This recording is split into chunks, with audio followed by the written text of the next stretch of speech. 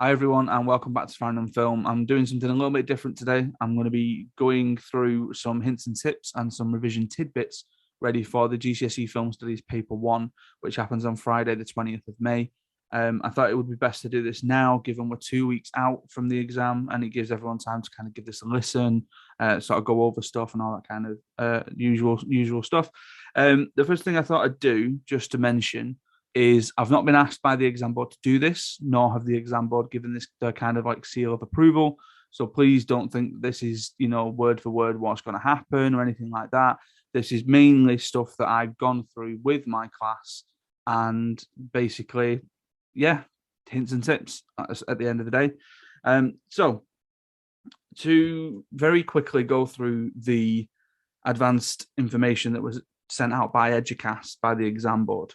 So we're looking obviously at component 1, which is the key developments in US film.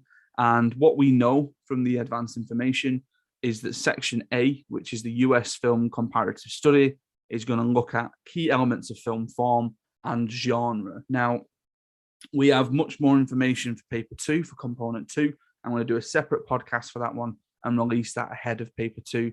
The reason why we've got less information here, only section A, is because the subject officer, Rebecca Ellis, very finely put on the Facebook group that if they were to reveal what section B and what section C would look like, so the timeline and the specialist writing, it would kind of give away the question at that point. So they could only really give us advanced information for section A.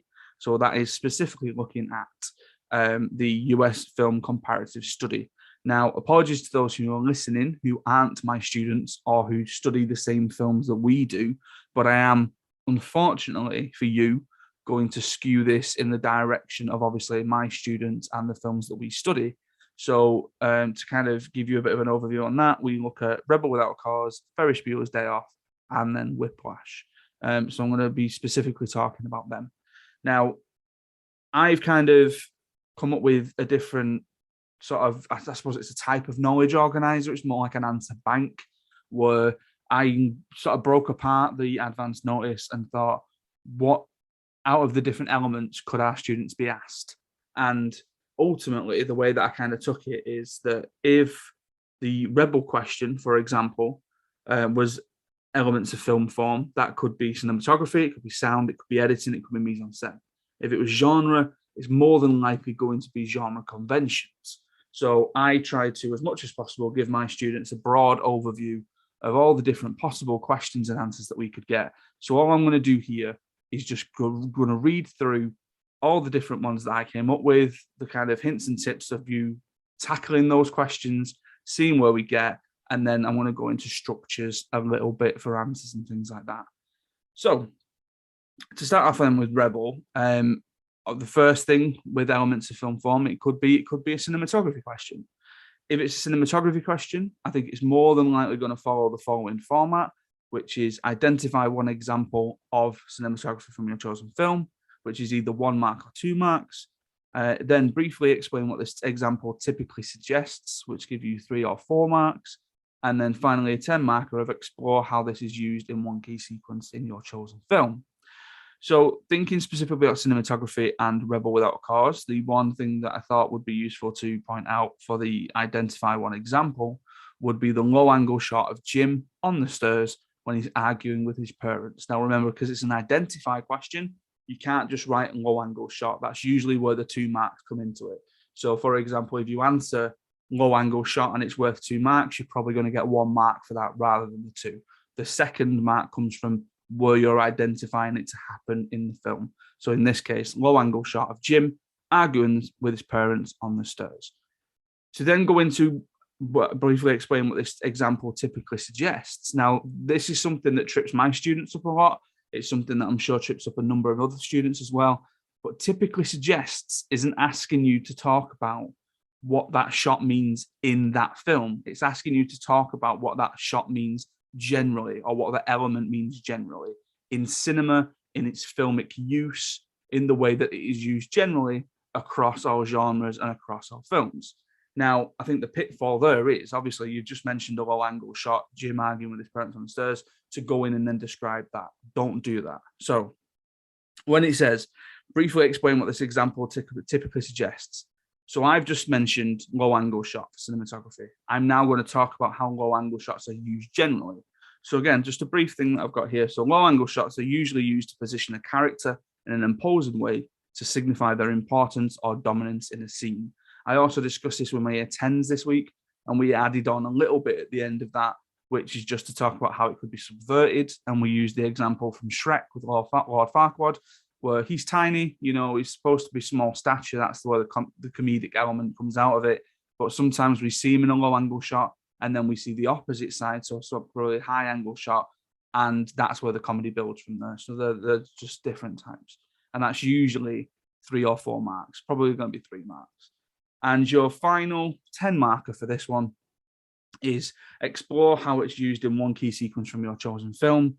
So as I say to my students all the time, if a question is worth more than 5 marks, you need to be identifying the sequence that you're talking about within the first sentence. So I think it's always good to start off by saying the sequence I'm going to look at is, and then say the sequence. So in this case, the sequence that I'm going to look at is the family argument on the stairs. So specifically here, the low angle, obviously that we've already mentioned, positions Jim's mum at the top of the stairs, signifying her position at the top of the household. The Dutch tilt, which happens, reflects the imbalance in Jim's life, and the positioning of Jim literally shows him between his 2 parents. So there's 3 points there that you could sort of go into and develop a little bit more if it was a cinematography question. So very similar now for sound, and I'm going to do this for editing and mise-en-scène as well, so apologies if I don't mention the questions again. But for sound, if you're identifying one example from your chosen film, I would say non-diegetic soundtrack or score from the start of the film.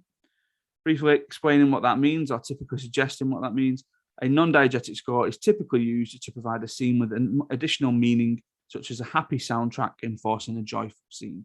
And then you can go in and give some more examples from there. And then how it is used in one key sequence. Again, I would say the sequence I'm going to look at is the opening sequence. The dramatic score is reflective of the film's context and typical of other films from the era. The dialogue from the team, so Jim, Judy, and Plato, is confusing and frustrating. And the diegetic siren establishes the location of the police station. So again, there's a couple of things there that you can be getting in. Now, just one thing to mention, I know I said that I was going to do structures in just a little bit, but the way that I'm kind of approaching these 10 markers is, if you imagine cinematography as a whole sort of branch of, film form, which it is, if you're going into a 10 marker and you're exploring it, I think it would be useful for you to break it down into 3 chunks. Now, what I mean by that is with cinematography, you could do a paragraph on shots, you could do a paragraph on angles, and you could do a paragraph on movements. Same with sound, you could do a paragraph on the non-diegetic sound, you could do a paragraph on the diegetic sound, so the sound that the characters can hear, and then you could do something on maybe sound bridges or even sound effects. With editing, a little bit more difficult, but we'll get to that now. So with editing, identify one example from your chosen film. Cross-cutting in the Chicky chase or the car sequence where Buzz is killed. The typically suggests, so cross-cutting is typically used to show action taking place in 2 related environments. This creates a relationship between the 2 shots for the audience. Now, if you're exploring editing in a key sequence I'm going to look at is the car chase. The cross-cutting used in the sequence creates a spatial relationship or awareness for the audience that Jim and Buzz are racing against each other. The montage-esque sequence creates a fast-paced atmosphere reminiscent of contemporary car chases. So again, you could develop that point a little bit further. Finally, for film form with mise-en-scène, so identify one example of your chosen film, Jim's red jacket, which is his costume. Going into typically suggests, so clothing is often used to reflect a character's personality, but can also reflect the context of a film, as historical fashion may be used to further establish a time frame. Going into key sequence, so the sequence I want to talk about is the finale sequence. Jim's jacket reflects the historical context of the film, not just only in color, so the red skirt and the red jacket, but also in terms of paranoia. Now, that is a very short and brief point. There's much more that you could do there going into the red skirt, maybe explaining that a little bit. Don't go too much into it, though. And then also mention the paranoia of the 50s. Jim passing the literal target of the red jacket to Plato foreshadows Plato's death. So again, you can look at the color connotations of red, and you can still talk about settings and props there as well. So like I mentioned with the cinematography, where you would break it into angles, shots, and movements, Here with mise-en-scène, naturally, you can talk settings, props, costumes, hair and makeup, all that kind of stuff. So there's plenty of things for you to break out into. And that's really going to be useful for you to structure those 10-mark responses. And then finally, for genre, if we're looking at genre conventions, now the key genre convention here for Rebel is teenagers, obviously. So briefly explain what genre conventions usually mean. So genre conventions obviously are the kind of ingredients of the film, the thing that builds the narrative together. And we expect very specific things from very specific films. So teenagers in teenager films are an obvious expected convention. They should be featured at the center of the narrative, and the issue should be a key focus of the narrative. Now, you're exploring how genre conventions are used in one key sequence. The sequence I want to talk about is the planetarium sequence. So Buzz and his gang are shown to be typical bullies, mocking adults and acting out. Jim sees this and tries to fit in, mimicking noises only to draw the attention of the group instead.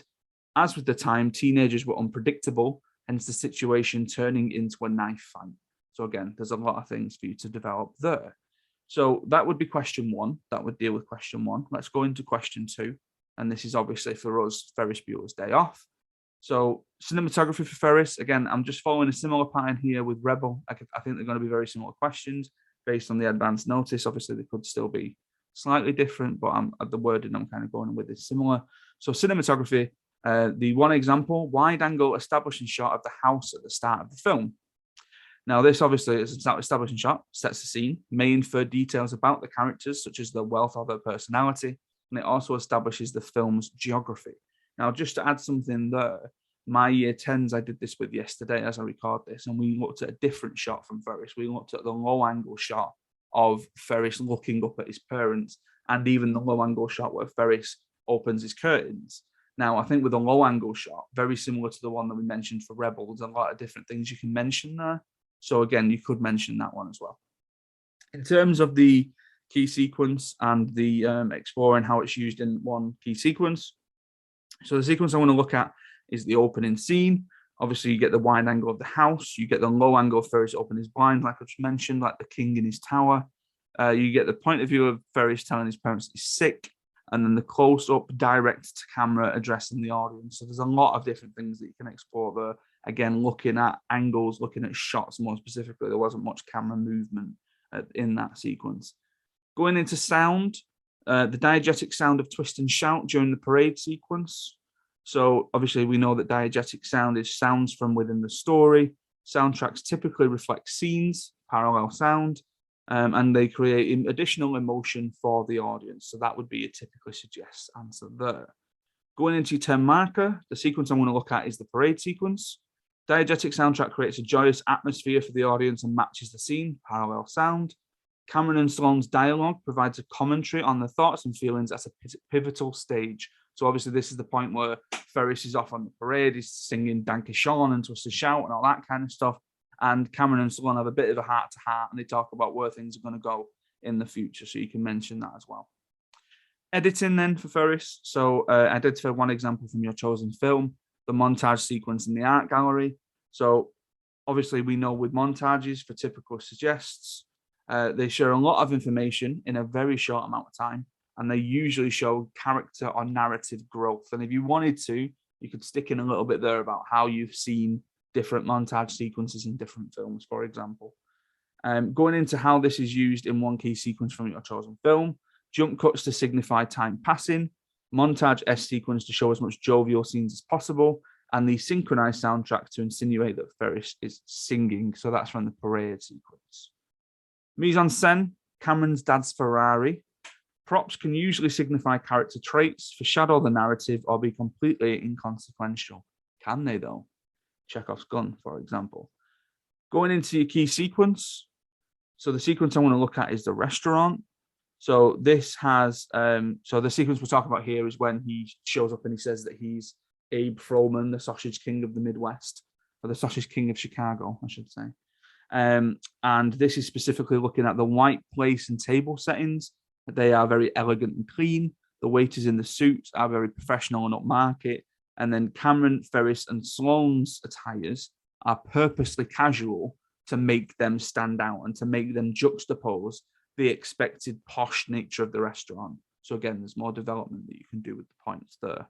And then again, very similar to Rebel, genre conventions, talking about teenagers again. So again, teenagers and teenage films are perhaps the most obvious convention. They need to be central to the story, and their troubles be this main element of the narrative. And in terms of this one, I think this is the most interesting, if I'm honest. Key sequence to talk about is Cameron crashing the Ferrari. Because if you're looking at genre conventions, sidekick. Now, the use of Cameron as a sidekick in Ferris Bueller's Day Off subverts the traditional convention of a sidekick. He gets much more of a story than a sidekick usually would do. He is not necessarily a yes man. He's usually kind of Ferris's sort of, and not an alter ego would be the wrong word to use. It's more of a kind of voice of reason of not wanting to do things. The love interest is very passive. Sloane is very passive. She makes Ferris appear more popular, but at the same time, when he suggests things like, oh, let's go and get married, she just says, no, I don't want to get married today. Whereas typically, the love interest may just go along with things that the protagonist says. And obviously, more typically, our protagonist, Ferris, is very charming, he's very confident, and we aspire to be like him, ultimately. And we want to see him succeed as well, ultimately. So that does it for the Ferris question. I'm going to go into question 3. So question 3 is the comparative analysis. Now, comparative analysis is a huge sort of question, and it's one that realistically you don't want to be dropping any marks on. Now, I'm not saying that you need to be getting 20 marks here, but I think if you can get 18, get 18. It's better than 13. It's 5 better than 13. And that's going to be really, really crucial for any student that finds themselves on the borderline between grades. So if we're looking here, again at Filmform, now the advance notice of elements of Filmform and genre stretch to this question as well. And I highly doubt, touch wood, that this doesn't, backfire in my face, that you'll get a 20-mark question asking you to talk or compare the use of camera work in Ferris and Rebel. So I think generally, if you were going to get a question about Filmform, it would be something along the lines of compare the use of Filmform, the general umbrella term of Filmform in both films. Now, the way that I would do that in terms of Filmform, and again, this is a structure which I will mention again, but I'll kind of go through now so that everyone's aware. This is the structure that I tell my students to use for this question. I tell them to start off with a topic sentence. I want them to tell me what they're going to investigate. And I'll give you an example of that in a second. Then I tell them to talk just about Rebel. So give us a paragraph about whatever the element is, how it is used in Rebel. Then tell me how it's used in Ferris. So then you've got the two sides. But then most importantly, and the most important thing with this question, you then need to compare. So you then compare them, you tell me how they are similar, and then you contrast them. You then tell me how they are different. And then ultimately, because I like it, because it ties it all up in a neat package, you give us a conclusion at the end. So in a nutshell, that structure for this 20-mark question should be topic sentence, Rebel, how is it used in Rebel? Ferris, how is it used in Ferris? Compare, contrast, conclude. And if I'm honest, I think you could do that for any of the films in this. So for example, if you're listening to this, and I mean, you're still here and you're listening to this and you study Singing in the Rain in Greece, then you could do topic sentence, Singing in the Rain, Greece, compare, contrast, conclude. Okay, it works in the same way. So in terms of Filmform, so starting with a topic sentence, this is the example that I'm going to give you. In Rebel Without a Cause, Filmform creates start again, Adam. We'll get through it. In Rebel Without a Cause, Filmform creates a sense of unease, paranoia, and frustration. In Ferris Bueller's Day Off, Filmform creates an atmosphere of joy and materialism.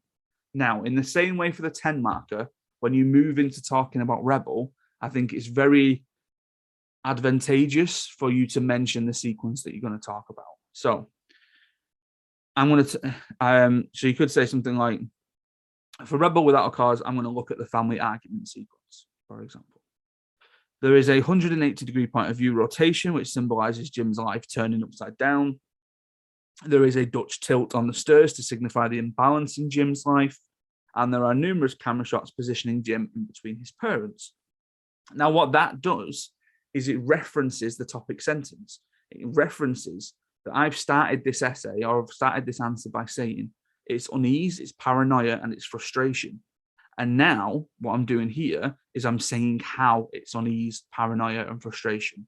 It's unease because of the 180-degree point of view turning around, Jim's life flipping upside down. It's unease because of the Dutch tilt. It's paranoia and frustration because of him being literally seen positioned between his parents. How does Ferris do it? So Ferris creates an atmosphere of joy and materialism. So again, the sequence I want to talk about for Ferris is the parade sequence. Montage sequences show the public joy in Chicago. Diegetic sound of Ferris singing symbolizes celebration. The juxtaposition of the professional and casual wear on civilians shows aspects of everyday life. Okay, very simple points just to kind of expand there. Comparison. So both films use cinematography to frame the protagonist in the center of the frame. Both use dialogue to convey the inner thoughts of main characters as opposed to voiceovers or narration. Contrast, Rebel has more conventional camera shots due to when it was made, whereas Ferris has adapted more portable cameras as technology developed. Ferris adopts much wider shots to show the scale of celebration and the vastness, while Rebel is much more tightly shot with a focus on emotion and drama. Now, let's go into genre, which, if I'm honest, I think we're more likely to get for this question. So, genre conventions. In Rebel Without a Cause, genre conventions are best explored through the use of characters. So, genre conventions. In Rebel Without a Cause, genre conventions are best explored through the characters of Jim and Judy. In Ferris Bueller's Day Off, genre conventions are best explored through the characters of Cameron and Sloane. So, for Rebel, I'm going to talk about the mansion sequence. Judy falls into the arms of Jim after Buzzy's death like the stereotypical damsel in distress. Genre convention. Jim is the clear leader, directing both the narrative and where his friends go. Ferris. The sequence I want to talk about is the parade. Cameron questions his life and his decisions. He's the sidekick that argues back, which makes him unconventional. Sloane refuses Ferris's suggestions, showing that she's capable of making her own mind up. Again, unconventional. Comparison. Both films feature a male protagonist, a love interest, and a sidekick. Both films feature a school setting and use rebellion as a theme or issue. Both films reflect the societal opinion of teenagers at the time of the production. Contrast. Rebel vilifies the adults, making Jim's relationship with his parents seem aggressive, while Ferris seems to have a good yet manipulative relationship with his parents. Ferris is very confident in knowing what he wants, while Jim is very introspective and questions everything. Now, next one. Contexts. So again, if I'm honest, this occurred to me this morning as I was getting ready to go into work that we'd not really spoke about contexts and how obviously, I've speaking directly to my class now, I've taught you the context. We looked at phibophobia, so we looked at the fear of youth and all that kind of stuff. Now, contexts, the omission of context in the advanced notice kind of worried me because I thought surely context is going to come up somewhere. So I'm kind of including this as a sort of catch-all in the hope that it might pop up here. So the context or the time in which they are set. So in Rebel Without a Cause, context is reflected through the mise-en-scène of Jim's house and through his family dynamic. In Ferris Bueller's Day Off, context is reflected through the mise-en-scène in the opening scene and the actions during the parade sequence. So the sequence I want to use for Rebel is the family argument. Jim's house is decorated with muted colours typical of the traditional 50s household. His family dynamic subverts the typical 50s household as his mother is the most dominant while his father is emasculated. For Ferris, I want to talk about the parade sequence and the opening sequence.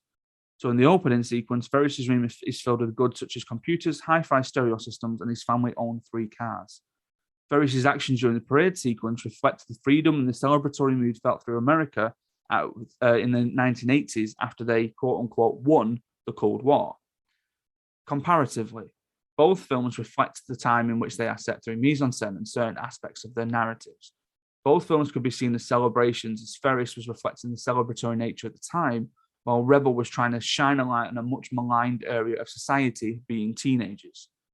The contrast, Rebel is inherently a social commentary allowing older audiences to relate to the plight on society at the time, teenagers, while Ferris aims to be more jovial look at youth at the time, allowing older audiences to live vicariously through Ferris and reminisce on their school days.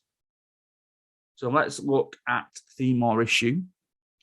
In Rebel Without a Cause, rebellion is shown through the main character of Jim. In Ferris Bueller's Day Off, rebellion is shown through the main character of Ferris.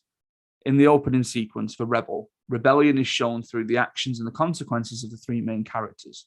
All are arrested, all push back against adults and parents and act out. Now you can develop that more by explaining that in more detail. Ferris, the opening sequence once again. Ferris's rebellion is shown through the opening scene as he feigns his illness and proceeds to address the audience, detailing his plans to rebel by skipping school. Comparatively, the main focus of rebellion in both films is how the main characters and their friends rebel against their parents. Cameron and Plato's parents are neglectful, resulting in their emotional rebellion too. Contrastingly, I should say, Jim's rebellion is a frustrated response to his parents' incapability to direct him in life. Ferris's rebellion is more of a negative reflection on himself as he's proving how he can manipulate his loving parents.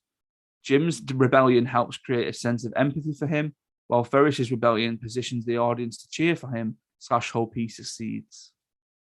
And then finally, one that I thought was interesting to look at, I don't know whether or not you'd get a question on this, but looking at the development of the genre, because obviously this is the US comparative study.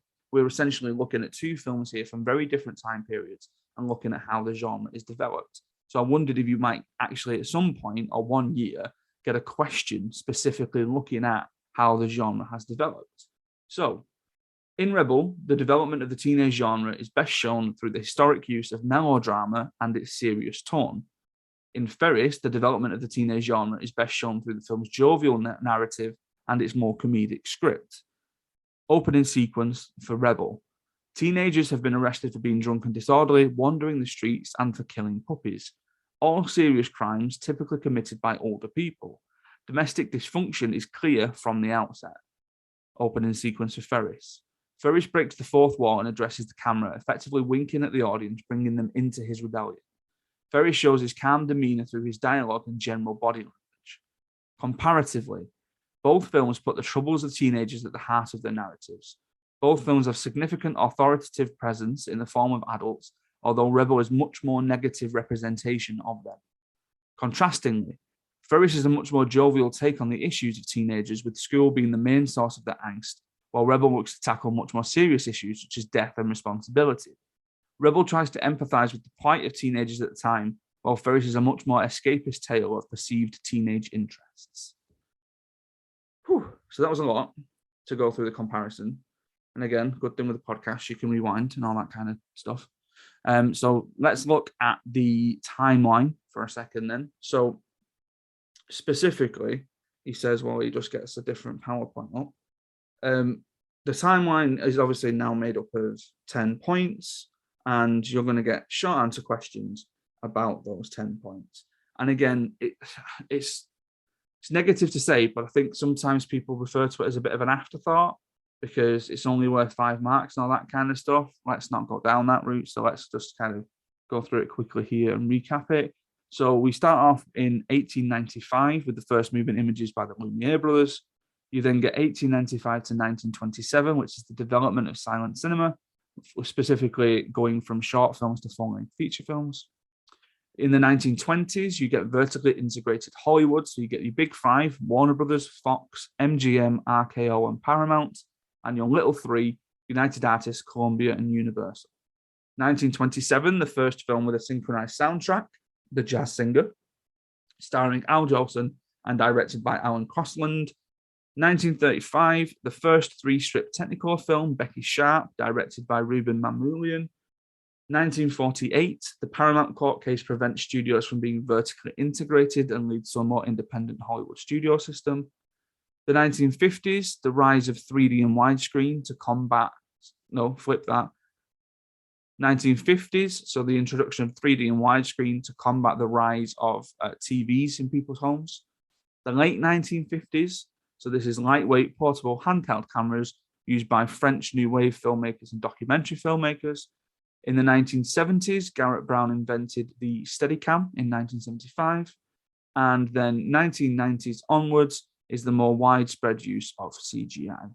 And finally, to go through the specialist writing. So I've said this to my students quite a bit, that I think the specialist writing question sometimes is usually worded in a way where it's about how far do you agree, how far do you disagree, how much did it deepen your understanding. Now, obviously, there are 3 options for specialist writing. I am just going to focus on option C for the time being, for this little episode that I'm doing. So option C for Whiplash is Tom Beasley's Men and Masculinity. Now, I've interviewed Tom about the article. You can find it on the YouTube channel. You can find it on the podcast feed and all that kind of stuff where we talk very much in depth about it. But this is essentially my kind of abridged way of answering this. So, to give you an introduction, in Beasley's article, he raises valid points that women, specifically Nicole, are underwritten in the film. The main overarching point of the article is that the film plays out more like a battle of and for masculinity between student Andrew and his teacher or idol Fletcher. The point is supported in the film by, and then this is where you sort of bring in some elements of Filmform and stuff. So you don't have to mention key quotes here. One thing actually you do need to mention is say which one you're doing. So do option C, Whiplash, Men and Masculinity. Write that down first. So you don't have to mention the key points. You don't have to no, you should mention the key points. You don't have to mention the key quotes. So you don't have to actually memorize a quote here. But a quote that from Beasley's article is, masculinity becomes a performance and competition between 2 figures battling to out-alpha the other. Now, I think that's best attributed to the lighting in the finale sequence. So all the band are equals during the performances as the spotlight or motivated lighting shines on all of them. This changes after Fletcher's sabotage, as the spotlight remains on him and Andrew is encased in darkness. This then reverses after Andrew takes control of the band from Fletcher during his show of defiance. Lighting equals control. Second point. Even Fletcher's appearance is one of masculine performance. He is stripped down in terms of his shaven head and his plain black clothing. Costume. Fletcher is seen in his usual black plain attire. Andrew joins the band, mimicking his attire as if it's the right or only thing to do. Andrew is blindly following his idol, even his choice of clothing.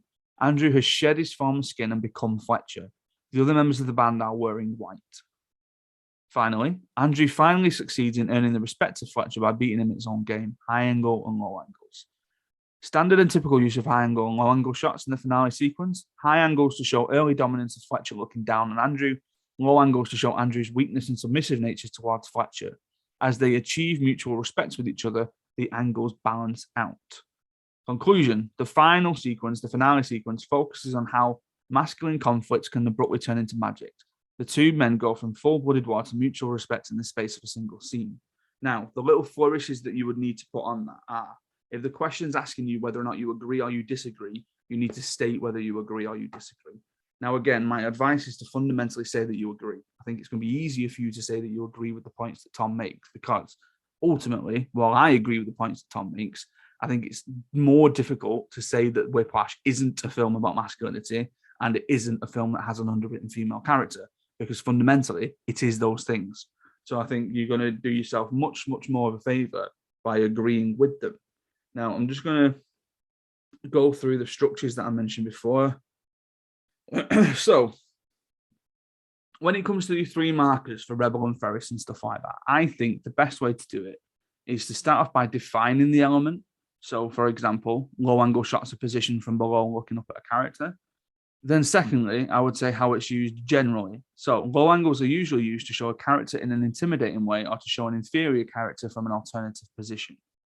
And then, as your kind of final point, to try and make sure that you get all 3 marks, how may it be used in other genres or how a non-typical subverted version looks. A subverted use of the low angle may be used for comedic effect to show a villain initially imposing from a different angle, signifying their weakness. I kind of alluded this for the 10 marker earlier. So I think you need to start off by identifying your key sequence, and the sequence I want to refer to is the family argument stairs. Refer back to the point that you made for question A. So talk about your low angles again. Then introduce another example. So this is where you might bring in movement. Explain the movement, explain how it's used in a sequence, and then bring in another use. So again, you could do the Dutch tilt there, or you could do different camera shots. And again, you would explain that there. So it's identify key sequence, go back to your answer A and establish it a little bit more, elaborate on it a little bit more. introduce another element, explain the element, introduce another element, explain the element. I think that you should be good there. And then, as I mentioned, for the 20 marker, I would do topic sentence. In our case, rebel, Ferris, compare, contrast, conclude. So topic sentence, film 1, film 2, compare, contrast, conclude. Okay. That's pretty much it. That's pretty much all that I'm going to go through. Now, obviously, for my students, you guys are going to listen to this. You've got the paper copies of that and all that kind of stuff. As we record this, we're 2 weeks away from the exam. If you're not one of my students, if you're a teacher, and there's anything that I can help with, by all means, get in touch. You can find me on Twitter at Adam Farrand and at Farrand on Film. And I'm in the Facebook group as well. So by all means, try and find me there. But hopefully this is helpful. Hopefully this is something that you can listen to on the morning of, the week before, whatever. It can just add something to your revision as a little bit of a kind of listening piece of revision rather than you actively having to sort of do something.